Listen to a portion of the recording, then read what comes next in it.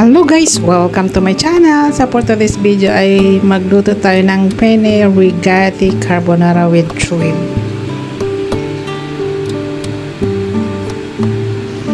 So ito ang ating mga ingredients. So iboboil natin ang penne.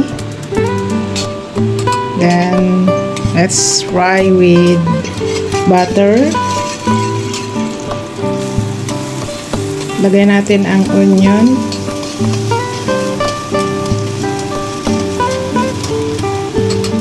And next ay garlic.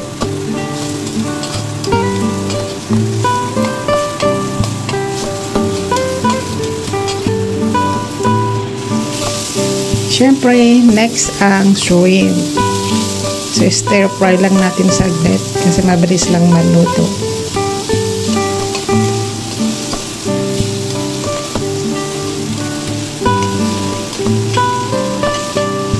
Then, next ay cabbage.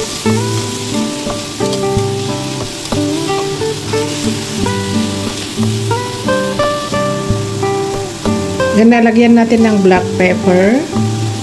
Next, ang carbonara sauce.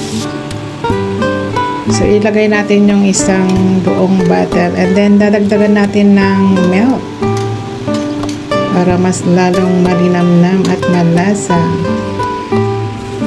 Then, i-drain natin yung pasta para hindi siya mababad sa hot water.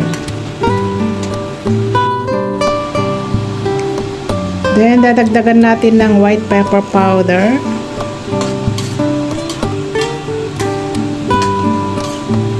Siyempre, pag kulang pa yung lasa, so dadagdagan lang natin ng konting salt. So, titikman natin kung sakto na yung lasa.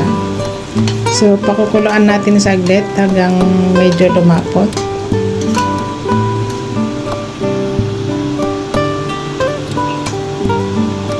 So, yan. Medyo malapot na siya.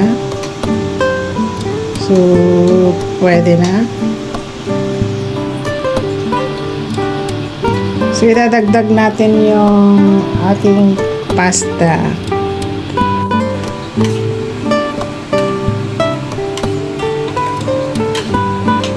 So, mabilis lang maluto to guys kasi ready to cook na yung sauce.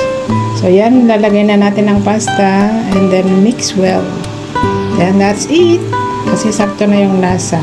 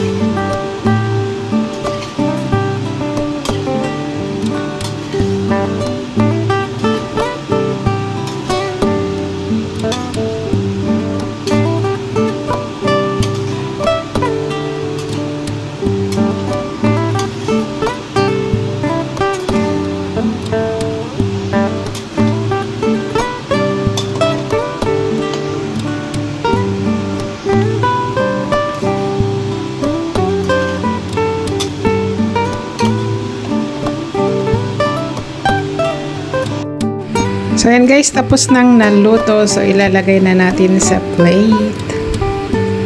Then, saka natin iserve. So, masarap to guys. Malasa and creamy. So, yan guys. Thanks for watching. See you on my next vlog. Bye-bye. Please like and subscribe.